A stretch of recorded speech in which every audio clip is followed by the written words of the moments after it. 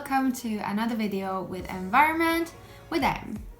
Today I'm going to talk about how to live a more zero waste life. If you're doing this zero waste challenge with me and trying to reduce your waste as much as possible, or if you're just interested to try out some zero waste tips and tricks, then I got something for you here. I will show you some things that might be helpful for you and some habits that you might do that you might want to change to reduce your waste. I just wanted to say that if you haven't watched my plastic free challenge video, how to go plastic free, start watching that one, because that one will tell you a lot about things you can do to reduce your waste. If you're changing from plastic, like disposables, and getting rid of that, then you've done quite a lot. But today I will talk about some other things you can do. So the first one is about food. So food waste is a really big environmental problem. We are throwing away 1 out of 5 bags of food shopping. And that's really, really bad. So I want you to think about your food waste. So the first tip here is to plan your meals. If it works for you, going shopping once a week might be really helpful. For me, that's really good. It saves me a lot of money and time, but it is better for the food waste. If I've decided already what I'm gonna make during the week, I will just buy that and stick to that. I will make sure that I'm using whatever I bought. Another tip there is to only plan for 6 days in the week, or like leave one meal that you will just come up with something with whatever you got left in the kitchen. And in that way, you will minimize your food waste. If you need some more inspiration, I know a really good blog post that I will link down below. It's a Swedish one, but she's called Tuveson Scans, and she got some really good tips for what you can do with food that is starting to get a little bit old. So some things you could do that I read on her blog post is, for example, if you got some old greens that are starting to get like dark and wet, they're starting to get old, you can put them together with some seeds and some olive oil and make a pesto out of it. And like the other pesto ingredients such as garlic and and other old vegetables, you can just put it in the freezer and collect until you got like enough to make your own vegetable stock. If something got a bit old, if you didn't plan it the best, it happens, what can you do with the food waste then? Here in Sweden, well, it depends on where you live, but for me, my food waste goes to energy production. So it's not a total waste, but if not, if that will just be your combustible waste, then that's not good if it goes to landfill. And that is not so good for the environment because of the greenhouse gases that the food waste will emit, because it's so wet and moist, So what you can do instead, even if you live in a small apartment, you can have your own compost in your apartment. Or if you have a garden, you can have a bigger one in the garden. And then you get your own soil that you can use for plants and whatever. Talking about plants, if we didn't have that using the food waste for energy, then we could have made our own soil for this instead of buying it. But so this is what Joe is making at the moment, chilies. So that's really cute. I just wanted to show you that. Okay, something else you can do to reduce waste in the kitchen is to make your own nut milk.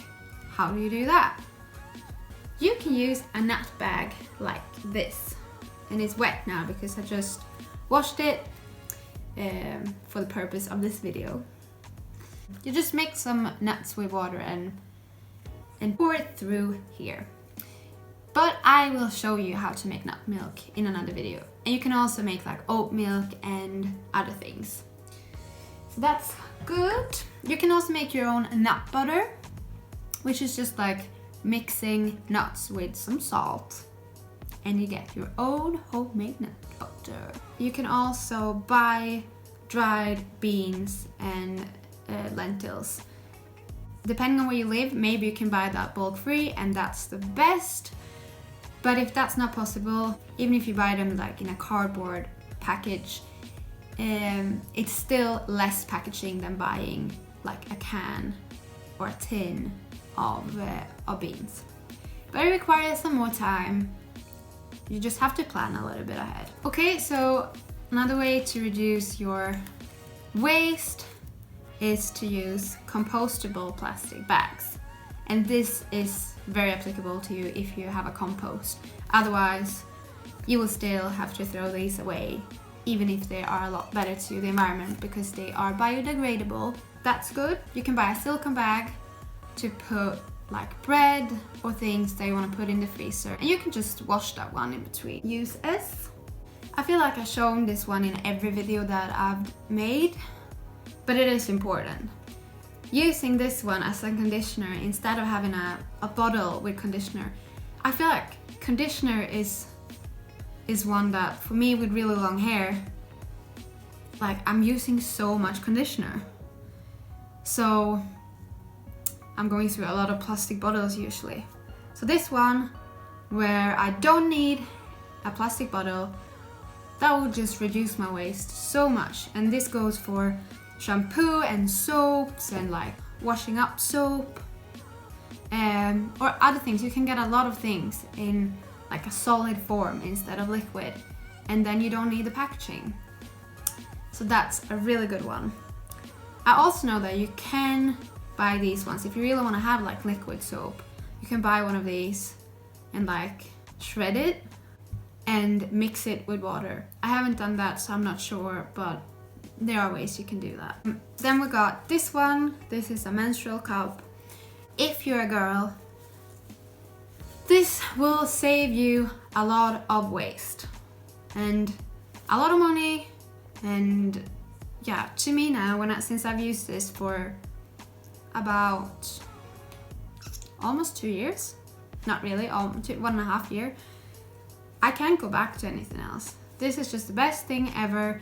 When you're thinking about the waste that you produced during your life with just tampons or pads, so this is a lot better. But it takes some time to get used to, but when you're over that, you'll never look back. Something else for the bathroom is this makeup remover. I don't know why I haven't shown you this one before, but I've had this for a while and it's really good. So I'll just put water on it and then I can wipe off my makeup. It doesn't work perfect when I have really like a lot of like black makeup, but I don't wear that much makeup, so it's not a big problem for me. But it is really good. I am about to order a substitute for cotton pads as well that I'm using for my facial toner, but I haven't got them yet. But that's really good. You can just wash these ones instead and use them over and over and over. And with a lot of these things, you will realize that you will actually save a lot of money. It might be more expensive to buy. I can't remember. This one is called Face Halo.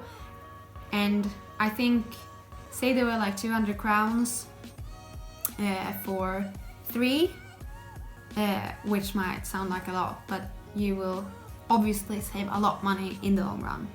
Something else that will save you a lot of money, if you read books regularly or during holiday time or just any time, then it is good to go to a library instead and reuse old books or new books. Well, just reuse books instead of buying books and then making like a big bookshelf with books you won't ever read again. Just feels so inefficient. So I think that was about it. I hope that you got some inspiration here to switch some things up in your house, in your routine. I was planning to buy some zero waste things.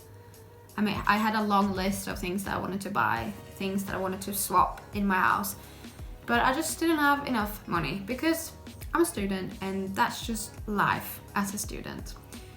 But there are still some things here that are good and doesn't cost a lot of money. So yeah, if you like this, please hit the red subscribe button and see you in my next video. Bye!